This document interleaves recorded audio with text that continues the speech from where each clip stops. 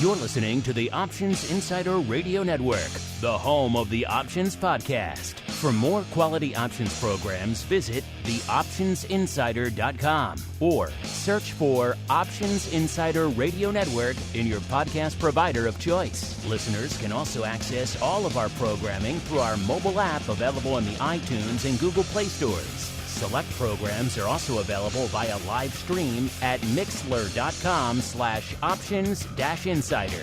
That's mixlr.com/options-insider. Don't forget to follow along with your favorite programs and submit your own questions for the hosts at twitter.com/options, stocktwits.com/options, facebook.com/theoptionsinsider, or via questions at theoptionsinsider.com.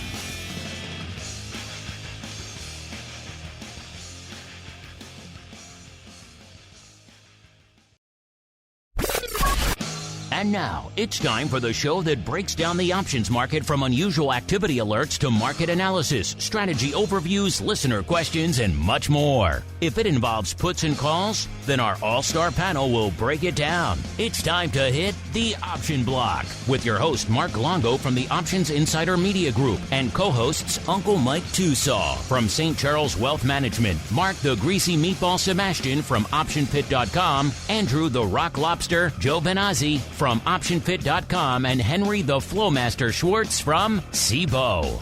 The Option Block is brought to you by SIBO. SIBO's suite of S&P 500 index options, SPX and mini S&P 500 XSP options, allows traders to speculate on the direction of the market, generate income, and hedge for downside protection of their portfolio of stocks. No matter what kind of trader you are, there's plenty of useful information to take the guesswork out of creating your portfolio strategy and to help you make more educated moves in the market. Visit www.sibo.com/SPX today to learn more.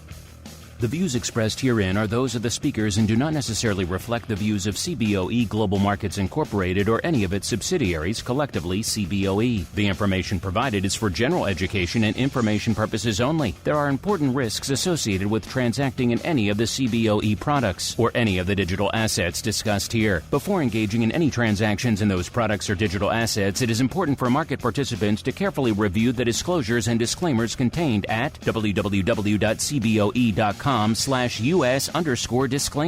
These products and digital assets are complex and are suitable only for sophisticated market participants. These products involve the risk of loss, which can be substantial and, depending on the type of product, can exceed the amount of money deposited in establishing the position. Market participants should put at risk only funds they can afford to lose without affecting their lifestyle. And now, get ready to hit the Option Block. All right, everybody, strap in. It's going to be a good one. Welcome to the Option Block, your bi-weekly source for all things options related. My name, of course, Mark Longo, coming at you here on Thursday, a blood red Thursday. A lot to unpack here on the show today. Remember, if you want to do a lot of unpacking on your own, including our pro Q&As, you want to get early access to a lot of stuff, you want to win pro trading crates, like our lucky winner this month, Mr. Douglas Broom. Then, of course, you want to join us for the official after party for the network and indeed for VolView's Options Oddities on Friday, as well as some cool stuff going on with oddities and giving you folks some cool access to some cool new things. You can find out all about it over there on the pro, theoptionsinsider.com/pro is the place to go. Some might argue more necessary than ever in these troubled waters we are all swimming through together out here. A lot of fun. Check it out. We'd like to see you folks in there as we see what's going on out here today and who's joining us on the Thursday episode. First, we go out to the hallowed halls of SIBO East. It says it right on the door when you walk in every day, listeners. We are joined once again by the Flowmaster himself, Mr. Henry Schwartz from SIBO Global Markets. Mr. Flowmaster, welcome back to the show, sir. Hello, Mark, and hello, Mike, and everybody listening. I'm happy to be here. I'm going to try to calm it down a little bit. Usually, when VIX is, in the 25 to 30 range, I get a little crazy. But we're going through some stuff today. That's for sure. Volume actually is it was off the charts. We traded 21 million contracts in the first hour. Looked like we were going to break that 83 million contract all-time record, but it's actually kind of slowed down a bit. Looks like this will be the second busiest day ever, unless we see some fireworks this afternoon. You never know. Well, we see what we can stir up here as we're talking on the show. Speaking of stirring things up, he's all fired up. Listeners, he is the uncleest of Mikes. It's to be charitable, not an Uncle Mike type of day. And he's feeling the heat. Our good pal, Mr. Uncle Mike Tusaw from St. Charles Wealth Management. Uncle Mike, little birdie has told me you might be a little fired up today, sir. No, not really. Well, why? What's happening? Is there something going on in the markets today? Oh, I don't know. Just maybe a casual move that I guess we'll break down now with a little bit of the old trading block. It's time to break down the latest topics, trades, and trends in the world of options. It's time for the Trading Block. All right, listeners, we are at it, the Trading Block, the portion of the show where we break down what the heck's lighting up our tape. And yeah, we are in it. We all living through it together. The day maybe you've been waiting for, maybe dreading. I don't know anyone's really waiting for it, even if you're hardcore into tariffs. I don't think anyone was looking forward to the onset of them, but we are all in it collectively now. Trade War 2025, call it what you will out there, listeners. The gut punch to the market that we all knew was coming, and I think that is the key. We all knew this one was coming. It wasn't some crazy exogenous shock to the system, but this gut punch that we all knew was coming. We were kind of braced for it like Houdini. Hopefully we won't have the same outcome. Hopefully we won't die from the gut punch like Houdini. But nonetheless, we were all braced for this body blow, and it is being felt across the markets today, listeners. Just a blood red tide out there across all of the major indices. We're seeing the S&P off a full 4%. When's the last time, outside of obviously, your August 5th and your March of 2020s and a few other odd days in between, when's the last time we really were talking about 4+% to the downside in the S&P? You got to dig a little bit to find those. So kind of interesting stuff. It has mitigated maybe a little bit, 3.82% to the downside. NASDAQ off a nearly 5%, 4.9%, and the Dow off 3%. Interestingly, though, we are rebounding a little bit from the lows as we're kicking off the show. The S&P right around 54 half, 54 double, which puts it up about 40 handles from the low. The low actually was 54.15, so we did bounce right around the 5,400 level, listeners, before turning around. Maybe a little bit. Maybe it's just kind of a bit of a respite. Maybe we're going to tread water around here. Maybe we'll see the mother of all whipsaws. Can you imagine, listeners, if we sold off 4% and then ended the day even close to flat, let alone green? Man, that would be a whip and a saw of legend out there. But nonetheless, we are whipping, not so much sawing, well, a little bit of saw, I guess. But we are certainly full of whip out there today. The NASDAQ, let's see, how low did we get out there in NASDAQ? It looks like we bounced around 16,600, 16,732 right now. So again, we were off close to 1,000 handles in the NASDAQ as well. Getting about 100 or so of that back. And of course, the headline, the one everyone likes to lead with because it sounds so sexy on the point side, is of course the Dow. The Dow off close to 1,300 handles right now. Shy of 41,000. Let's see, how low do we get there? It's like 4640 in that ballpark out there earlier this morning. So again, having rebounded about almost 300 handle, about 270, 280 out there in Dow land from the low as well. So is the turnaround here, or is this again just kind of a pause? We're going to vacillate around here for a while. The thing that's also interesting, listeners, and this is why I mentioned earlier that this was the body blow that we were all kind of braced for, is if you fired up VIX today and you said, okay, here we go. I bought all my upside in VIX for a day like today. Here we go. Let's make it rain. Cha-ching. The kids going to a fancy school, fancy new car for the family and the missus. you might have been a little bit underwhelmed by the upside you got out there in the vol market today. We have VIX cash right now. Was at a 27 right before the start of the show. That puts it up about exactly 5 points for where we were on Monday. So obviously spicy. 5 handles, nothing to sneeze at. But 4% in the S&P, you might have been forgiven for maybe expecting a little bit more. We're at about 27.5 or close to it right now. So getting a little bit spicier as we're talking here. We did get spicier earlier in the session as we were just falling off a cliff. Got up to a little bit north of 29.26 was the intraday high out there in VIX cash. So you would be forgiven for rolling in here today on the heels of these crazy tariffs and for expecting at least a 30. I saw people tweeting about, the logins, the return of the logins on vol views tomorrow. Seems like we're hanging out there, but we're not exploding into logins territory. We're kind of barely in the cusp there. So some of you might have been a little underwhelmed by that if you were expecting north of 30 easily today. And again, some of that is the fact that, of course, this was an expected event. So factor that into your analysis. VVIX also, maybe you're a little underwhelmed by the vol of vol itself as well. All this going on, S&P off 4%. VVIX only at a 113. Up 10 points, so it's moving. But again, only up to about a 113. It got almost up to 120 this morning. 119.69 was the high earlier in the day. Again, you go back to the pandemic period, and we were north of 120 for ages. Sustained period. So that shows you how much vol was going on there. It also kind of puts today's events into a little bit more context. Now, obviously, some of the other vol products, and we'll get into all this if you're a vol trader, obviously on vol views tomorrow. But we saw some of the levereds and other ones obviously delivering out there today. That's what they do. They're levered products. You had UVIX get almost to a 50, about 49.64. VXX actually getting up to a 60, not quite a levered product, but just another way people like to play ball. 60.31 actually, north of 60 ever so slightly. So there are some interesting levels being hit out there, but just for some folks out there who were backing up the truck for today, they're like 35s and VIX, let's roll the dice. You're looking all right today, but obviously maybe not the madhouse of vol that you were expecting. But again, it's just literally round one of all this madness. We haven't heard from China. We have a lot of other things have to happen. A lot of other shoes have to drop. Maybe it'll all end on Friday. Who knows? But a lot to unpack. Let's go out to Henry now. He said he's going to try to calm things down, but we want a hot, we want a spicy, we want a wild flow master. Mr. Flow Master, sir, what's catching your eye on a very hot, spicy, and wild day in the markets?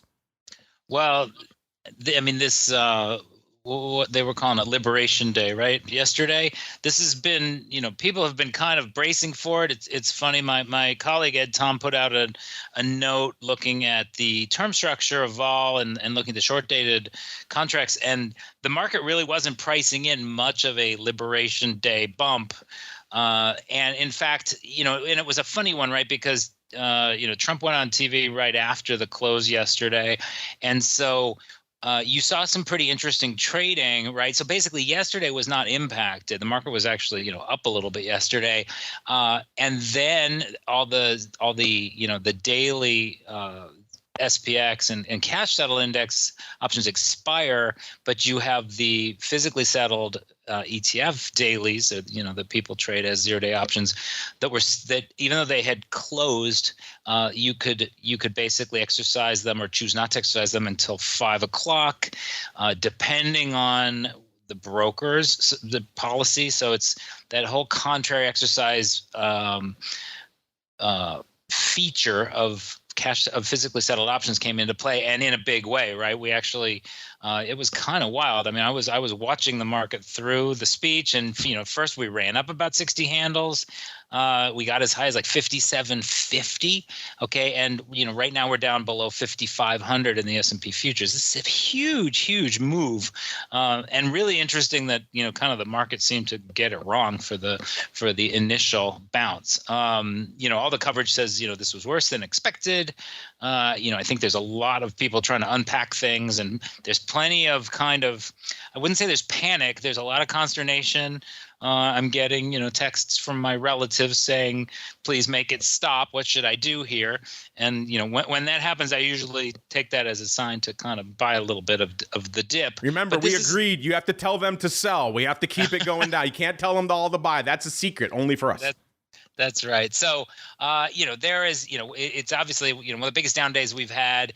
It is interesting. The vol reaction is pretty muted, I think, because, things were kind of priced in. It weirdly, it feels a little bit different than kind of the early March turmoil, which was also tariff related, remember. So, I think there's a lot for traders and quants and market pundits to kind of take apart here. There's a lot of history and some big questions about what's going on. Fortunately, the trading is super active. Liquidity has been good. We saw some wide markets certainly for the first couple hours, but that's what you get in a little bit of a crisis mode. And things, we're seeing. I think people are kind of looking for the sectors and the companies that might not be impacted. I think last I looked, actually, the utilities were actually up on the day. So it's a bloodbath in terms of if you look at the movers in the top 10 single names, you got Apple and Amazon down 7-8%, Tesla down almost 5%, but things have kind of stabilized here, and that's also one of the reasons the volume's kind of slowed down a bit. But as I said, we'll be close to 78 million, maybe even 79 million contracts. That'll be the second busiest day ever. Yeah, a lot of hot stuff going on out there. Remember we talked was it last week, listen, I think in our poll about would you rather buy the April 22s for 77 cents or the April 2030? Obviously both looking good today, but it does seem like they are coming the other side and taking off that April 2030. They paid 77 cents. Look like trading around 340 today to take it off. So not a bad do, as the kids say out there. But you know what? I saved some time for him. I reserved him for last in the trading block because he's hot, listeners. He's spicy. He's got some things to say, as you would expect on a not Uncle Mike type of day like this. So Uncle Mike, the floor is yours, sir. Have at it. So let's keep things into perspective. This is arguably the worst news that the market has heard in a long time. And we're not down 4%. Yes, we were at one point today. I understand that. But I guess just what I'm thinking on this is, to me, a bad day in the market is when we have to stop trading because we hit the circuit breakers, or something like that happens, or we have a VIX at 50 or something along those lines. And is this a down day? Is this the biggest down day we've had in a while?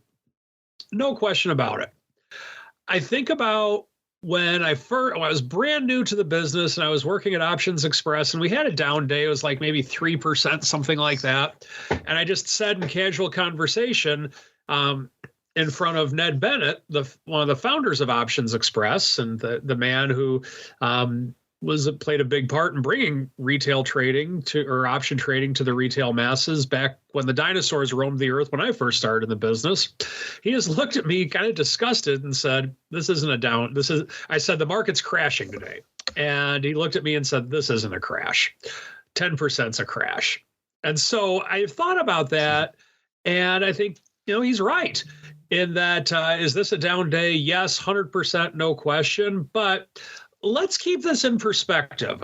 Let's say that I'm a long-term investor and I just got into the market in early January of 2023. S&P was around 3,800 at that point. And so when you're up 20% 2 years in a row, a pullback's going to happen most likely.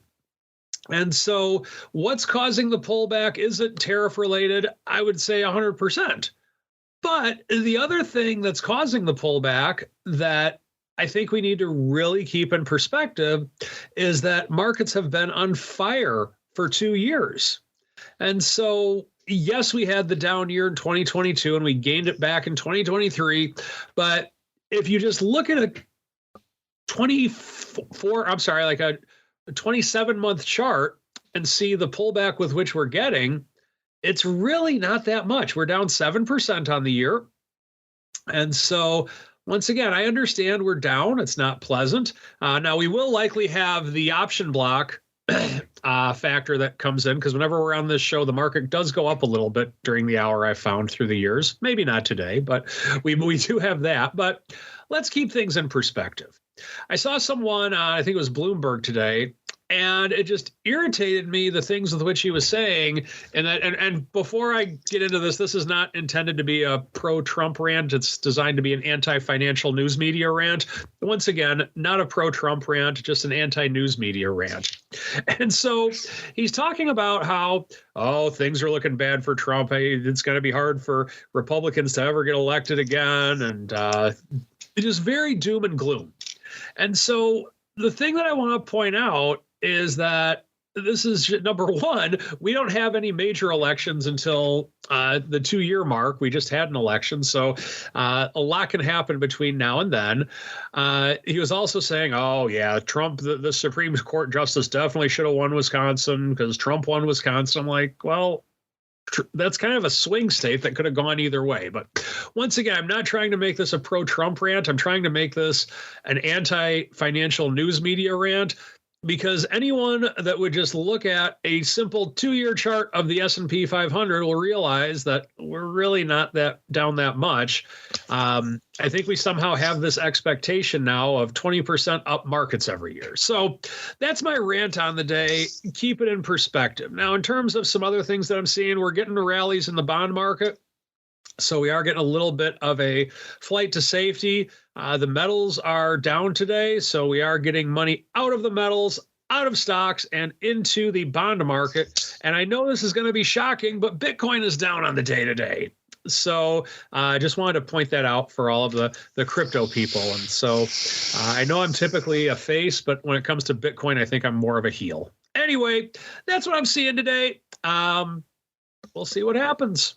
You've always been a heel to me, Uncle Mike, if it makes you feel any better, sir. So there you go, listeners. Uncle Mike, a little spicy on a non-Uncle Mike type of day, but maybe not for the reasons you might think, listeners. And you're right, people who are reading into the political tea leaves off this way too soon to tell, there's the argument, well, the only real poll he pays attention to is the S&P 500. If that's the case, then that poll's looking kind of red today, obviously, but a long way to go before he needs to care about midterms, and obviously he doesn't need to care about a third term, regardless of what all the hysterical headlines may have you lead to believe. But a lot to unpack here on the show today, listeners. Let's get out of the nonsense realm of Washington and into the real hard facts realm of the markets, listeners. Is it hot? Is it spicy across the board in the options and indeed market landscape today?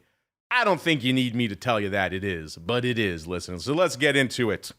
Nonetheless, VIX, for as muted of a move as it is, putting up some numbers. Again, maybe not as explosive as you might assume. You might assume even more, but again, we're north of 1 million this time of the show. Anytime we're north of 1 million this time of the show, you got to sit up and pay attention. 1.25 million right now, listeners. The ADV, 1.09 million, so clearly outpacing that there today. If you're looking for the big dog out there today, I kind of just alluded to it earlier. The big dog, 91,000 of the April 20 puts. So I take it back, actually. They're 2 and 3. Number 2, 88,000 of the April 30 calls. And number 3, 79,000 of the April 20 calls. If those two sound familiar, listeners, it's because it is pretty much the unwind of that big vertical we were talking about earlier in the week, listeners. They took off 51,422 of it in one clip. Looks like they did it for about $3.40. So again, they put it on for 77 cents. Not even a week later, taking it off for $3.40, over 4x, obviously, as the kids would say, a good do out there. We were debating which of those you folks preferred. I know I liked the vertical bet. I typically like verticals better in VIX. Outrights you can do all right with, but that's very much more of a crapshoot. You want to have something else you're selling against it. So 9 times out of 10, I'm going to pick the spread. And that one worked out well. Obviously, the 22s, if you just straight bought those a week ago, those are doing pretty well today as well. But nonetheless, that's what's dominating the paper out there. Let's do a quick top 5. Number 4, we've got the April 40s, 57,000 of those. And number 5, 53,000 of the April 25s. It might surprise you, I should say, actually, that the April 20 put is actually the number 1 most active contract in VIX out there today. You might be forgiven for expecting, some sort of explosive upside out there today. And we do have obviously some of that coming in. By the way, the big chunk of those traded, looks like a lot of them traded for around 40 cents, a block of 30, a block of 20,000. So 40 cents now for the April 20 puts. Are you rolling those bones, listeners? Are you down for those? If you're picking those up, looks like most of them were purchases, by the way. If you're picking those up, obviously, you've got less than 2 weeks now. Can we retreat back below a 20 handle by a 2-week expiration? Kind of interesting out there. Let's go out to Spy Land. Is Spy hot? Is Spy spicy? Yeah, I think you know it is. 8.5 million contracts. Almost already at its ADV of 10.8 million listeners. So a hot one out there. Do we dare run our analysis? You know, early on, not early on in the 0-day fund, but early on in these recent wave of sell-offs. Let's go back to all the way to August 5th of last year, listeners. And that narrative coming out of that August 5th, 0-day volume went to die, obviously. No one was slinging 0-day. We have seen some of that mitigate now because people who've been trading 0-day since August, we've seen a few more shocks since then. So they've gotten a few more notches under their belt out here. Let's go look today in SPY and see what the deal is. Are we 20 for 20? And you know what? We are not, listeners. There are actually 2. We are 18 for 20. 0-day. So, you know, the reports of the death of 0-day volume on some of these hot days, maybe a little bit exaggerated right now. 18 for 20 right now in SPY, listeners. All 0-day, all the time. I know our 0-day haters don't want to hear that, but that's the way the flow is going. The S, is the S spicy? Yeah, you know it is. 2.45 million. The ADV, 3.92. Let's run the same analysis in the S just for fun, shall we? And you know what? The S, just to put the final nail in that coffin of nobody trades 0-day on these wild days. 20 for 20, once again, in the SPX. All 0-day, all the time. Now, that said, this was obviously an anticipated gut punch to the markets out here. So a little bit different than the kind of out of left field shock we saw back on August 5th. So maybe bear that in mind a little bit as well. But still, intriguing data points aplenty out there today, listeners. Small caps, hot. 2.03 million, the ADV 1.55 million in IWM, so already well past that. And the Qs 3.55 million right now, the ADV 5.02 million out in the Qs. Let's go out to single names. Now this is the wild card. This is where you might be saying, okay, what do we got in single names land? It could be 250, it could be 450, it could be a wild smoking day on single names, or it could be surprisingly quiet. And the answer is somewhere in between. Cost you 310,000 contracts to break into the top 10 today. So again, not quiet, not sub 250, but also not even north of 400, let alone 450 or anything like that. So again, a lot of times with these big macro-driven events, sometimes single names fall by the wayside. Not quite falling by the wayside today, but also not lighting the world on fire either. So kind of an interesting halfway point, I suppose, in our single names. That gets us to Alphabet Class A, 151.90, off a little over $5, a little over about 3.25%. Their low for the day was 150.39. The high, 152.78, 151.93 right now for Alphabet, and the number 10 spot, 310. Number 9, AMDA. Good old AMDA, a.k.a. AMD, 313 on the tape today. 95.85 is where they're hanging out right now. Their range today, 95.46 to the downside, 99.45 to the upside. So pretty much exactly a $4 range on the day. Pretty much just ticked $96 even right now. So off about 6.75%. Not a good day for AMDA, and the number 9 spot at 313, tied with number 9, so 9/8. We got our old pal MU, Micron Technology, 313 on the tape out there. Man, weren't we just talking about size upside in Micron? Wasn't it 120, 150, something along those lines? There was insane upside going on heading into their earnings, and I was even saying, I think on this show, that seems maybe a bit of a bridge too far. Well, that is certainly the case today. $76 exactly right now in Micron. So we are a long way from the par strike, let alone whatever strikes they were buying again. I know they were north of par. I'll have to go look and see again. Off 1260 or a little over 14% today. Their range on the day, This is their low right now, the high 83.35. So not looking great for Micron today, and not looking great for any of that call. Now I'm intrigued really quickly. I don't want to derail the show with Micron, but let's see if I can just go find really quickly. What are the sides? Yeah, I said pull it up, listeners. The number 1 and number 2 positions in Micron right now. 70,000 of the April 125s and about 70,000 of the April 135. So, that one seemed insane at the time.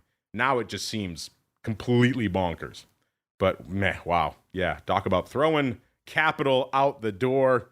Number 8, Micron 313, listeners.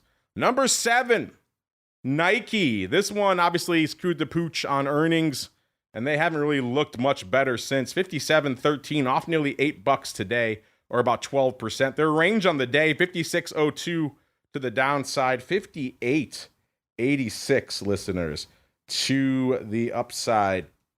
So a wild one out there in Nike as well. Nike in our top 10 on a big macro meltdown day like this. Again, that's why we crunch the numbers. There's always some surprises out there, listeners. All right, let's keep rolling here. Number 7, that was, by the way, 376 on the tape for good old Nike. Let's see what else we got cooking out here. Now some names you might have expected, like Palantir. Number 6, 421 on the tape. Only off 270 or 290 right now, about 3 1/3%, trading 84 double. Their range on the day, 81, pretty much even to the downside, 85.68 to the upside. So looking like they've regained a lot of their ground here today in Palantir, which is kind of interesting. We'll talk about them getting some contracts, some executives unloading a boatload of stock. Either way, number 6, Palantir, 421 out there. It's a day that ends in Y. Palantir is going to be wild. Number 5, Meta. Taken a wee bit off the top, 544 1/4, off almost exactly 40 handles, or about 7%. Their range on the day, 535 was their low out there. So, yeah, they have rebounded off their lows. That's nice. Nearly not over $9. But yeah, they are coming for Meta today. Number 5, 518 on the tape. Number 4, the Amazonians, 181 1/4, off 14 3/4 right now, or 7.5%. Their low was 176.92. It's another one kind of bounding off their lows, but still having a rough day. Number 4, the Amazonians. Number 4, 915. It's a spicy day when we're at 915 now. Number 3, the Fruit Company. They are coming for the Fruit Company today. Number 3, Apple, 1.25 million. Off 20 handles, exactly. 20.01, just ticked, or about 9%. My goodness, 203.88 right now. The low was 202 and about a half, so they are above that. But man, they are coming for the Fruit Company today. 1.25 million contracts and the number 3 spot. 2 and 1. Can you guess the order, listeners? Did you guess NVIDIA number 2? Then you would be wrong. It is Tesla number 2. 267.05, 15 3/4 to the downside, off 5.5%. They're low today, 261 and about a half, so they have rebounded off that. But man, they are coming for it. Pretty much everything today. And then number 1, listeners, NVIDIA. Let's see, did we break it? Oh, we bounced off it this one. I thought we might have broken the par strike this morning. Not quite there. 103.10, off 7 1/3 or 6 2/3%. They bounced off the 102 level, 102.01 to be precise, earlier today. Kind of interesting out there, listeners. Number 1, NVIDIA, 3.07 million. Man, do we even want to look at the year-to-date chart in NVIDIA? Why not? We're brave folks, listeners. Yeah. Start of the year, 138, off over 35 handles, or about 25.5%. The high was, this year at least, was 149. So obviously from that level, looking a lot worse. But man, just a blood red tide out there, listeners. It seems foolish to talk about earnings at this point because it's like spitting into the wind, spitting into the hurricane right now, listeners. There are some names popping off still this week. If you're into fashion, you got Guess after the bell today. You had a Conagra before the bell today. You had Penguin yesterday after the bell. Not if anyone's paying attention to Penguin yesterday. Other things going on this week. So we're kind of at the dregs, the tail end of the season right now. If you want to hear a full analysis of that, our pro folks already heard it it was live on Tuesday with Matt on the advisor's option. That'll be hitting the network sometime soon, so keep an eye or an ear out for it. On the on-demand side, we go deep into crunching the numbers. These are, after all, his numbers, and talking about his thoughts and some surprises and some takeaways and some thoughts for the upcoming earnings cycle. So a lot to check out. Check out the advisor's option if you missed it on the live side. And if you should be listening to the pro, what are you doing, listeners? As we keep on rolling, by the way, the season winding up right around 113%. Our long-term trailing 12-quarter average is 117%, so just slightly under that ridiculously lofty bar. But a lot to be analyzed there. We do it on the advisor's option. But meanwhile, a lot to analyze in today's paper. So let's get to it. Let's unleash the Flow Master. It is time for the Odd Block. It's time to break down the most interesting, unusual, and downright questionable options activity that's been identified by theoptionsinsider.com. It's time for the Odd Block.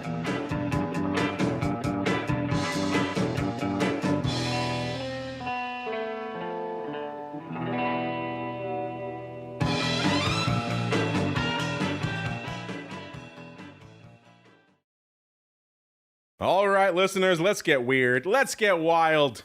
Let's talk about HIMS, shall we? This one's been a hot one this year. A lot of the meme stock folks have been all over this one. We talked about it a few times. Ticker symbol, of course, HIMS, HIMS. 28.76, off $2.50, or nearly 9% for them. So not a great day for them. On the year, they are still up. They have obviously retreated well off their highs. Their highs were lofty compared to where they are right now. It's like they hit nearly $73 on February 19th. And remember, that week of Valentine's Day was the apex for a lot of names out there for the year. We've seen a lot of red post Valentine's Day for a lot of names out there.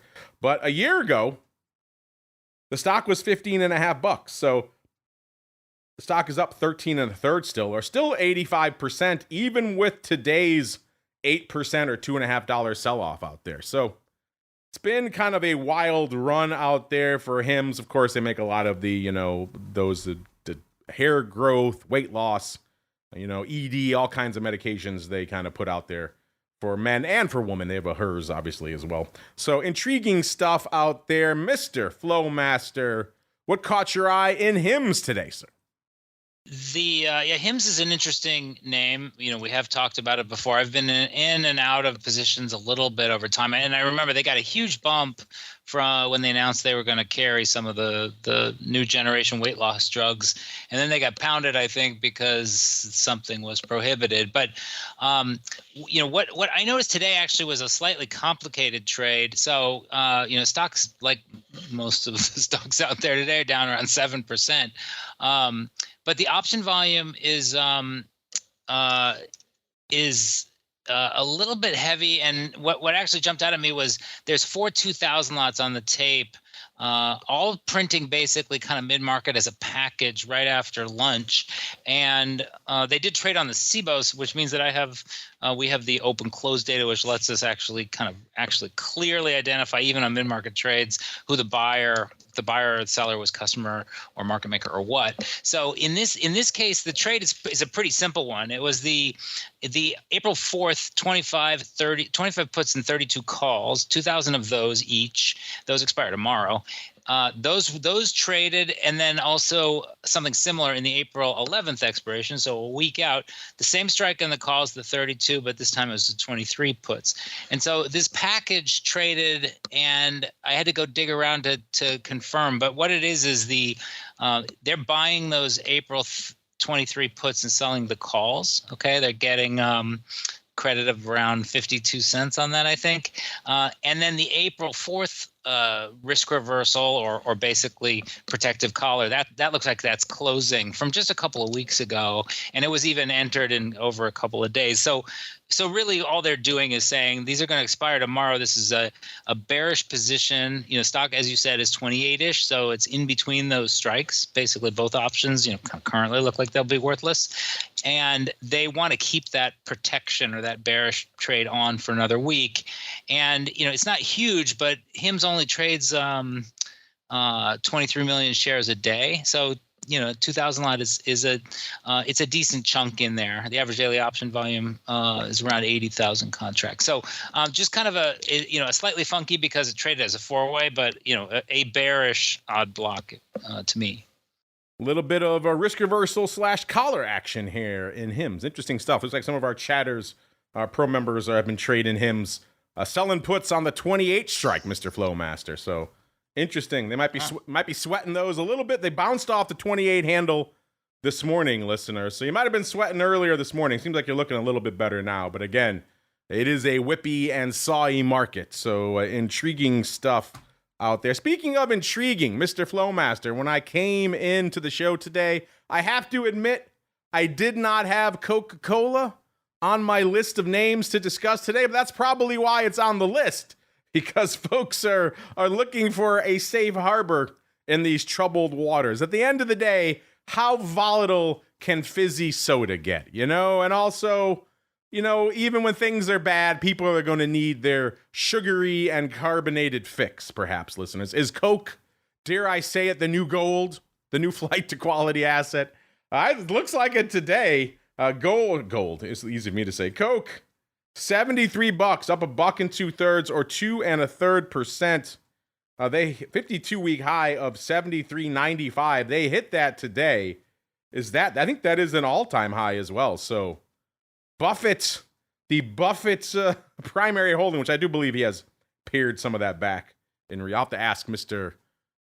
Dr. Vix tomorrow, because he is the resident expert on Buffett now. He is writing a book on when Buffett sells. Spoiler alert, listeners. So he'll know exactly when Buffett sold Coke. But that said, yeah, all-time high today here for Coca-Cola, listeners. Did you have Coke on your radar today? I mean, all these wild names like HIMS, you kind of expect some of that. But yeah, Coke, interesting. A year ago, listeners, $59.83. So Fizzy Bubbles looking pretty good, up about 22% on the year when everything else is getting shellacked. Fizzy Bubbles. There's no AI in Fizzy Bubbles. There's nothing really sexy about it at all. Unless you like the cane sugar that rolls in around Lent. You get that true Mexican Coke, the old school style Coke. But outside of that, nothing really sexy in Fizzy Bubbles, listeners. But you know what? Leave it to the Flowmaster to find some sexy paper in those Fizzy Bubbles. Mr. Flowmaster, what'd you find, sir? Well, I don't think you'll be able to get Mexican Coke anymore, Mark. Well, they put the cane sugar in it here domestically. It's how they drink it in Mexico, but we don't get that here very often. But it is pretty good. No corn syrup, a little bit of the sugar instead. Try it if you can. It's interesting. It is interesting, and I actually was surprised when I found it. And it's funny, so Coke's up, over 2%. Pepsi's also up almost 2%. So maybe there's something about beverages that is making people happy. I saw some headlines on how it was kind of like a flight to safety or something. And, you do mention Buffett. He obviously is very careful on value on the things that he owns. So it is an all-time high for stock, or at least it touched it. Actually, we might be right back there. So the trade that jumped out at me today, the total volume is twice normal. Okay, so we have 118,000 contracts have already traded. Basically, calls leading puts almost 2-to-1. But the trade that jumped out at me is actually another pretty simple one. It's the June 70-72 half strangle. So this is somebody buying the out of the money put and the out of the money call. So they're buying the 70 put and the 72 half call. They paid $4.67 for that. 2,000 times. It looks opening to me. There is some open interest, but I believe it's opening. And it actually was tied to a hedge as well. So it was tied to a delta hedge of 66,000 shares at 73.40. So it was actually it really was almost when the stock was just touching. I think 73.80 was the all-time highs that we hit around 11 a.m. So to be buying both, it's a pretty tight strangle. The stock's right pretty much right there. The potential, the profit potential for Strangle is unlimited. You got to get some volatility to make some money at it. And one other thing that's interesting about Coke, as much as the stock is up, the vol's up too. So the implied vol around 21% is very high for that name. The range for the implied vol in there is basically 10 to 21. So we are at a very high end of the vol, and this one made me kind of think that I have a little kind of graphic that I look at sometimes in terms of when the vols are high or low, and the skewness is flat or steep. What trade makes the most sense? Okay, not that it's necessarily going to make you money all the time, but when vol's super duper high, you probably don't want to be a buyer of it. So it's just kind of taking that assumption. And so in this case, when the vol's really high and the skew is pretty steep, because really the market skew right now is at the higher end. It's not extreme, but there's kind of one trade that I like in that is a call spread sale, really, because you're kind of hoping that the stock, that the vol will come in a little bit, or maybe that the skew will flatten out a bit. And if you like Coke, you could probably buy the stock and do a call spread against it, or just override it with some calls as well. It does pay a dividend and yield around 3%, so it's not a bad stock to have. So I think it's an interesting one, and I guess I don't know this for sure, but they're probably not super vulnerable to the tariffs themselves, because I believe they bottle everything locally all over the planet. So I don't think they're actually shipping things from country to country too often, except for when you order your case of Mexican Coke, Mark. So just an interesting one, Coca-Cola. Coke June 72 half strangle for $4.67. All of that is strange to me today. Which, yeah, you're right. It's very tight. It's a very tight strangle. They're not messing around there. Only $2.50 wide. Paying nearly $5 for that. That's not cheap. And then also doing it tied to stock at 73.40. That's an interesting one all around, listeners. You might have to put that out. In fact, I think we just did. We put it out to our audience. Are you a fan of that? You like those levels, listeners? Are you a buyer? Are you a seller? Are you like, why the hell are they doing it against stock delta neutral? I mean, they're seeing weirder things. You're straight buying some vol, some juice at that point, right, listeners? So they're looking for something to happen in Coke. We're already at a all-time high in the stock, and you're buying the string? Okay, we've seen arguments when things get lofty. Maybe that's when they're poised to outperform or continue outperforming. But wow, that is a spicy meatball, listeners. Really quickly, we were talking on the Monday show that somebody wanted to Evolve Technology Holdings. We thought the earnings were after the bell on Monday, and so we thought we would know soon whether this trade was a good do. They were buying the May 3s for 40 cents. Well, the stock is hanging out at $2.96 right now, pretty much unched from where it was on Monday. Got as high as $3.20 earlier in the week, but doesn't seem like the earnings have actually come out. So it seems like maybe there is some let's say lack of consensus on when the actual earnings date will be. Maybe that's why they bought May.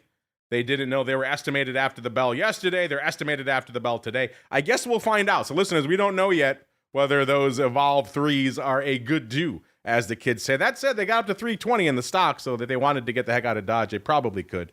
But weird stuff. So if you're coming into the show today hoping for a little bit of Evolve action, I've got nothing to report for you out there, listeners, as we keep on going into a little bit of the mail block.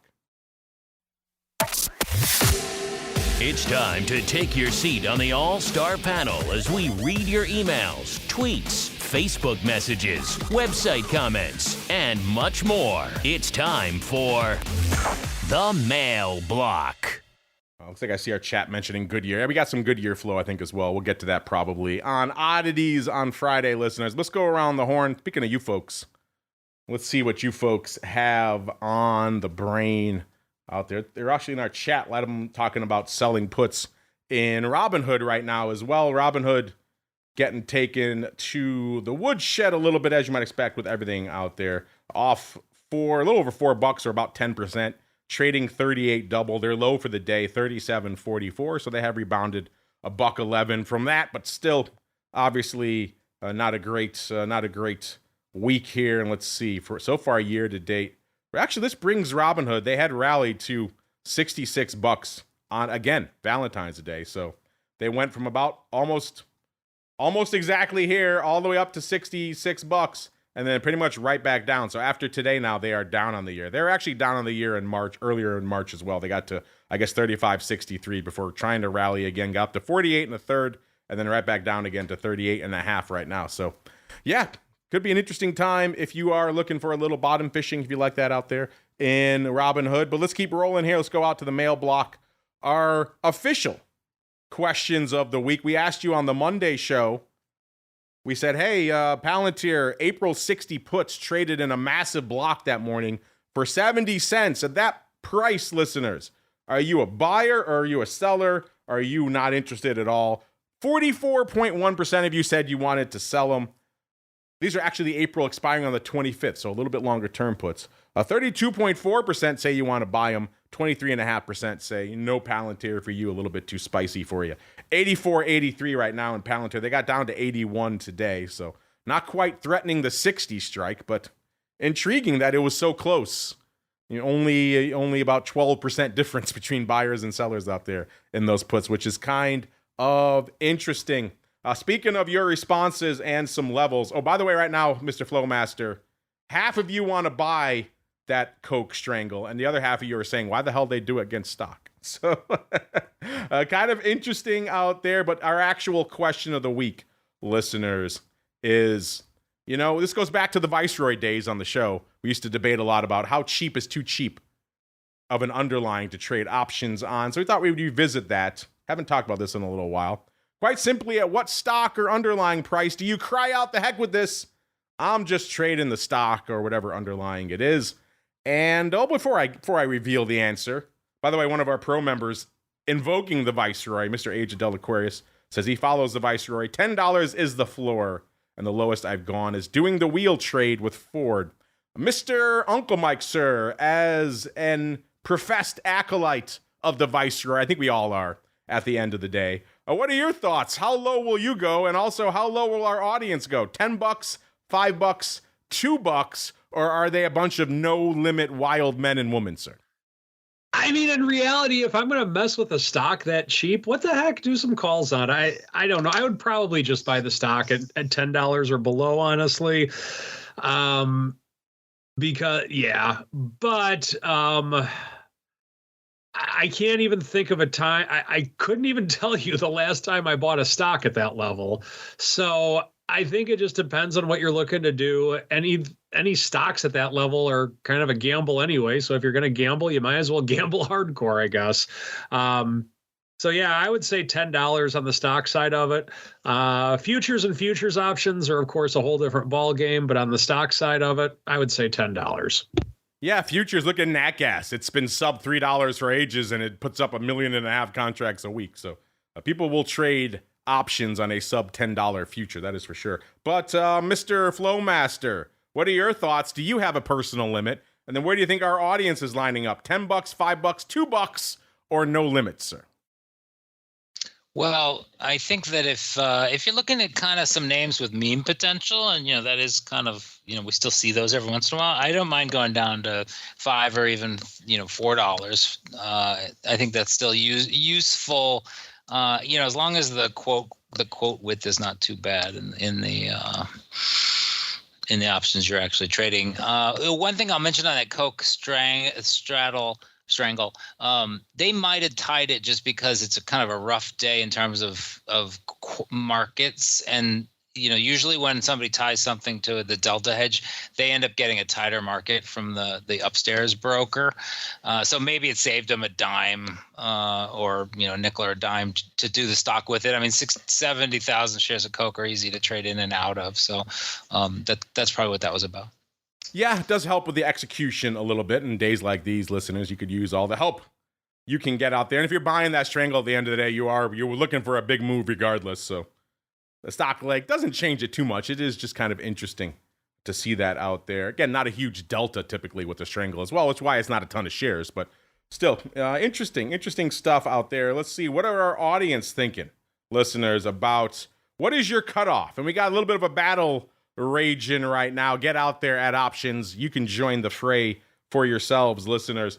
Sub $10, 31.6% of you say that's your cutoff. The Uncle Mike / Viceroy cutoff. But actually, the number one vote right now is you're a bunch of no limits wild men and women out there. 36.8%. I see you in the chat, Nichols. I know you're a no limits wild man. You be you. But $5, 21.1%, and $2, 10.5%. It continues to tick right now. Get in there at options and make your voice heard, listeners. It's time to tell you what we'll be watching on our trading screens until the next episode. It's time for Around the Block. All right, listeners, time to tell you what we're keeping an eye on here for through the weekend, really, until our next show on Monday. Mr. Uncle Mike, we'll start with you, sir. What are you keeping an eye on through the weekend until the Monday show? Well, I think there are some newsworthy events, to say the least, of what's happening. So continuing to watch that, seeing what level the S&P actually does bottom at. It might not bottom. Who knows? Watching that, watching the buying activity in bonds. And, of course, let's watch the metals. Why not? Let's watch some metals. Been a good run on the metals, Mr. Uncle Mike. So your metals defense of late looking pretty good right now. So you can put a feather in your cap for that one, sir. Right now, by the way, listeners, as we're coming into the end of the show, we're kind of close to where we were at the start of the show, maybe coming back a little bit down towards the dark side. S&P off a little over 4, about 4.05%.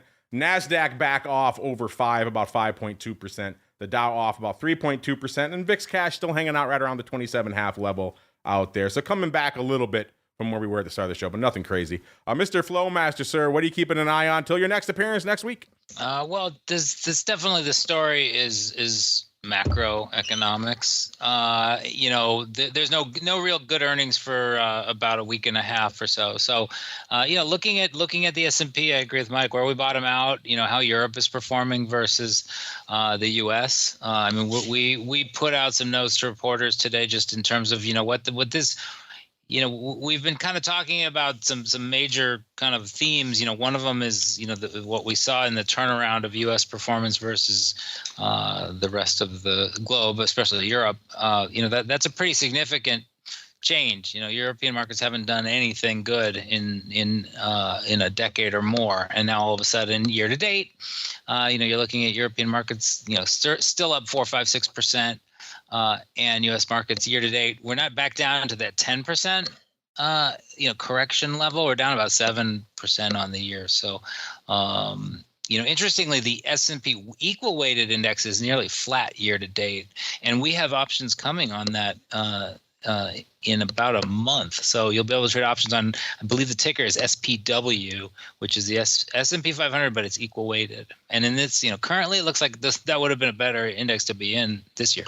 Certainly would have been, as we maybe break out of this Mag 7 driven market, maybe to a more equally weighted and distributed market. We shall see, listeners. Right now, it's equally distributed to the downside, but only time will tell how this plays out. Unfortunately, that music means we are out of time here on the show. If you want more in your lives, you're hanging out in the Pro Hangout. I'll be back in a little bit on Twifo with our buddy Scott Bauer to talk about all this wild madness going on in the world of futures options. Got a feeling we'll talk some equities, so stay tuned for that. And Mr. Flowmaster, you just hinted at it. There's new stuff coming from SIBO. If folks want to check it all out, where should they go? What should they do? Just head over to SIBO.com. You can go to SIBO.com/RMA for our risk and market analytics and data, or just check out SIBO.com. That's a great site. Lots about our new products and our current products and the levels of volume we're seeing, which are pretty much off the charts.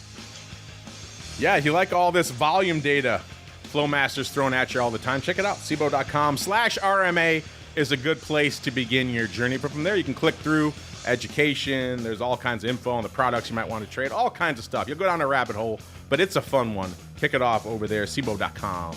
RMA. Mr. Uncle Mike, if they want to reach out to you to discuss your rant from today, maybe you just want to talk about these wild markets. I can see a lot of people being spooked by these markets. They need someone to hold their hand. Where should they go? What should they do? Well, if you want to be despookified, we do a lot of very advanced hedging techniques in our portfolios with clients, depending on the situation, of course.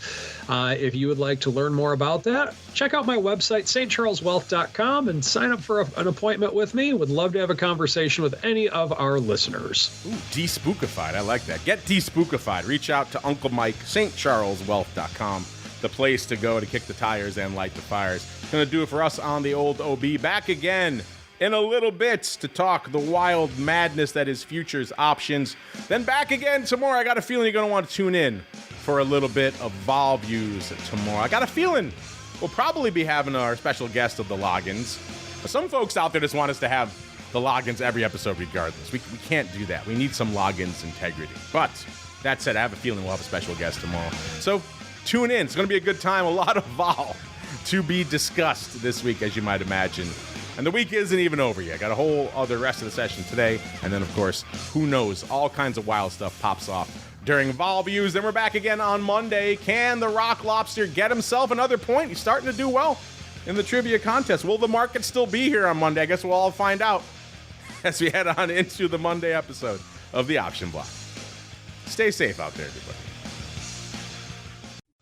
The Option Block is brought to you by SIBO. SIBO's suite of S&P 500 index options, SPX and mini S&P 500 XSP options, allows traders to speculate on the direction of the market, generate income, and hedge for downside protection of their portfolio of stocks. No matter what kind of trader you are, there's plenty of useful information to take the guesswork out of creating your portfolio strategy and to help you make more educated moves in the market. Visit www.sibo.com/SPX today to learn more.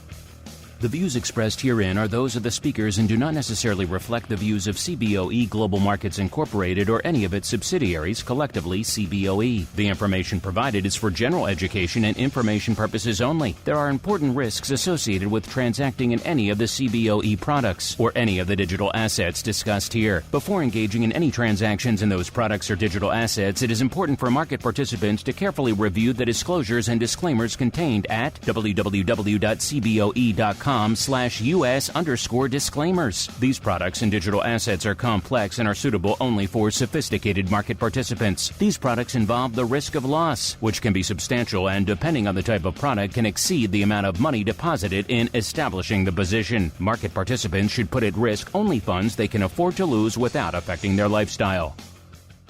You're listening to the Options Insider Radio Network, the home of the Options Podcast. For more quality options programs, visit theoptionsinsider.com or search for Options Insider Radio Network in your podcast provider of choice. Listeners can also access all of our programming through our mobile app available in the iTunes and Google Play stores. Select programs are also available via live stream at mixlr.com/options-insider.